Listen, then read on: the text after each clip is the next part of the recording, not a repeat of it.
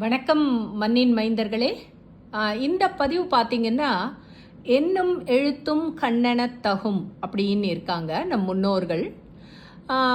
எண்கள் நிறைய நம்ம வாழ்வியலோட தொடர்புடையது. அது எப்படின்னு இப்போ பார்க்கலாம். இது எனக்கு ஏற்பட்ட தெளிவு. பூஜ்ஜியம் பூஜ்ஜியம் என்பது நாம் அந்த நீர் சூழப்பட்ட ஒரு பையில் இருக்கிற நிலை பூஜ்ஜியம். இதில் பார்த்தீங்கன்னா முழுமையடைந்த நிலை, ஒரு மானுடனாக முழுமையடைந்த நிலை பார்த்தீங்கன்னா 8.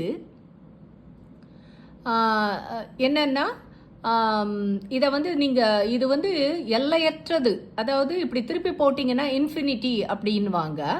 மனிதன் எல்லையற்றவன் அவன். அதாவது இந்த நிலை பார்த்தீங்கன்னா தாயின் கருவில் இருக்கும்போது இருக்கின்ற நிலை. 6 என்கின்ற நிலை பார்த்தீங்கன்னா தாயின் கருவிலிருந்து வெளிப்படும் நிலை இது. இப்போ பார்த்தீங்கன்னா இந்த எண் பார்த்தீங்கன்னா 1, 4, 7 தவிர்த்து இதை அனைத்துமே கோடுகளால், 2 கோடுகள், அதாவது இது ஒரு கோடு, இது 2 கோடுகள், இது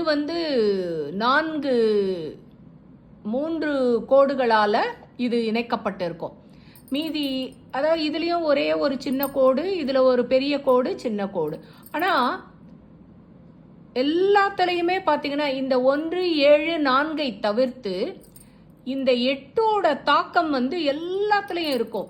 2இல் இருக்கும், 3இல் சரிபாதியாக இருக்கும் 8ஓட தாக்கம். 5 பார்த்தீங்கன்னா இந்த பாதி வளைவு. 6ல் பார்த்தீங்கன்னாலும் மேல் கொஞ்சம் எடுக்கப்பட்டிருக்கும். 9ல் பார்த்தீங்கன்னா இந்த பக்கம் இருக்கிற கொஞ்சம் எடுக்கப்பட்டிருக்கும். இது எல்லாமே